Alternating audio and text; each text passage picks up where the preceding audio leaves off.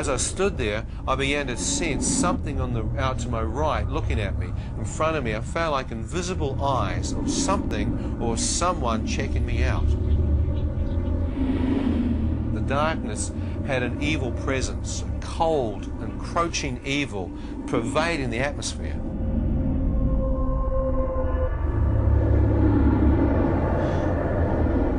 Where am I? Shut up!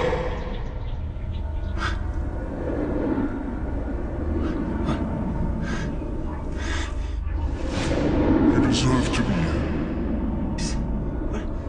What? Deserve to be where? Hell. Now shut up.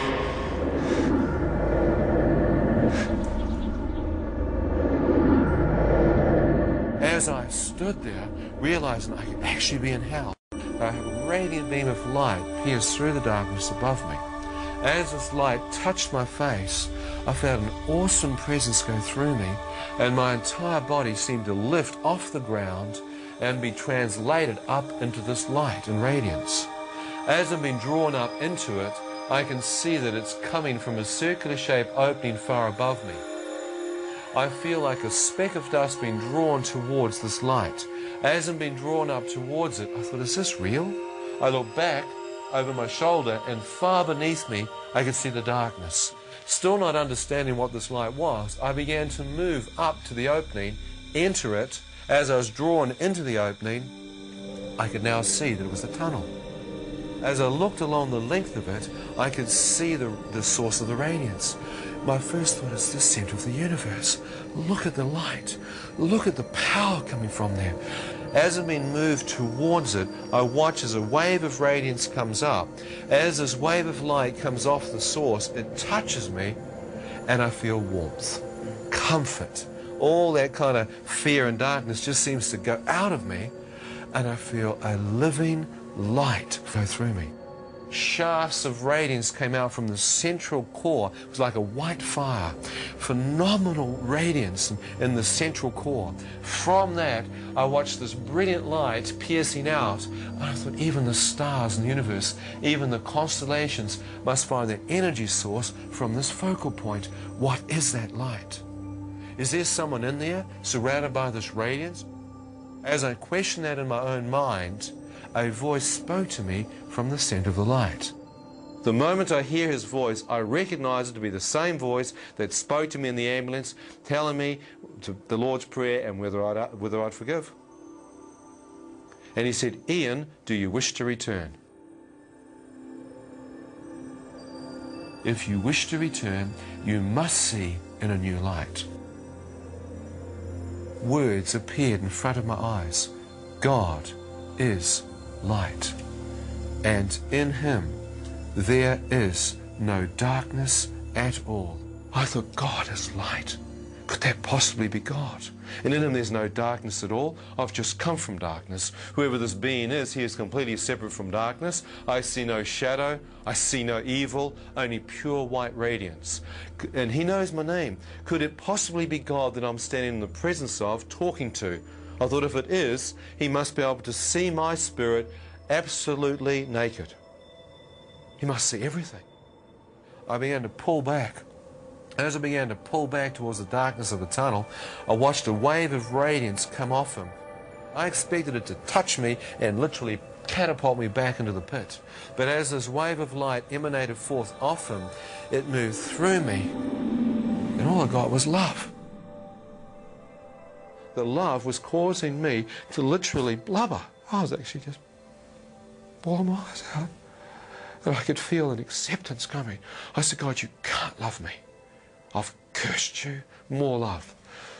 I said, I've committed all kinds of sins. I've slept around, I've taken drugs. More. As the love kept coming, I then literally divulged what I knew to be the most debauched things in my life.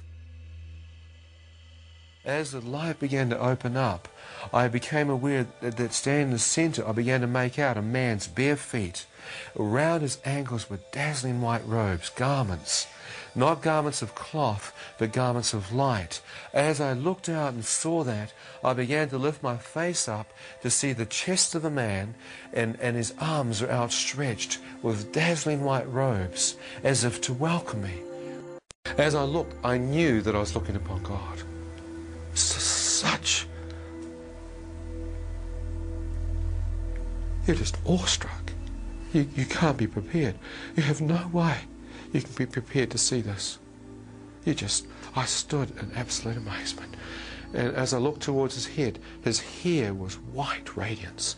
Out of his face appeared to be light billowing forth, literally permeating out of his entire face. You couldn't see the features of his face because the light was 7 to 10 times brighter than all the light I'd seen, and it was literally emanating forth from his face. I began walking closer towards him. I wondered if I could just see his face. I'll know who God is. As I got within a few feet of his presence, I began to place my face into the light. And it didn't hurt your eyes. It was like you could look into it. As I placed my face closer in towards his face, hoping I'd break through that veil, as my face did, he suddenly moved. I saw an opening in a circular shape like a window into eternity, or a door into eternity. As I looked through this, I could see an entire new earth open up before me. It was like I was standing on the threshold of eternity and I was getting a glimpse into it. As I'm looking, I can see grass with the same light and life emanating forth from it. I can see flowers, fields. I knew if I stepped on the grass, it would not damage it. The colour and the energy and the life emanating from it, it was amazing. I see a river or a crystal clear stream, trees along its banks, rolling hills to the left.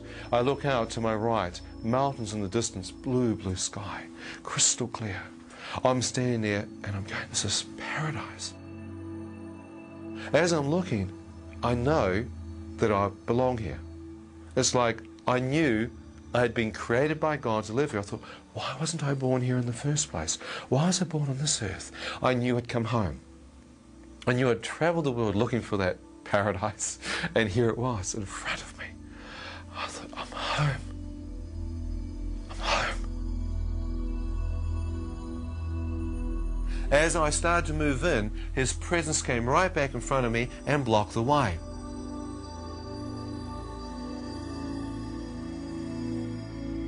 He asked me this question. He said, Ian, now that you've seen, do you wish to go in or do you wish to return? God, I'm not married. I've got no children.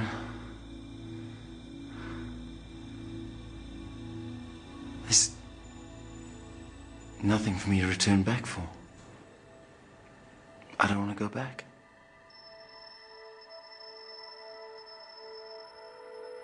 As I look back, to my amazement, God showed me one person that had loved me. The moment I saw my mother directly behind me, I wept. I thought, I've just not only lied to God, but there is someone who loved me. And I thought, if I'm dead, and this is actually happening, and I step through into paradise, into the presence of God, will my dear mother have any idea that her heathenistic son prayed in that ambulance, repented of his sins, gave his life over to God, and God heard this young man and caught him up into paradise? I thought, my mother will think her son went to hell. I thought she'd get a telegram or a telex saying, your son died last night. Would you like him shipped home in a box or a jar of ashes? I thought, if that happens, it could destroy her. She's suffered so much, she's lost her family. And I thought, how selfish would it be for me to step through and leave my mother to bury me and think I went to hell?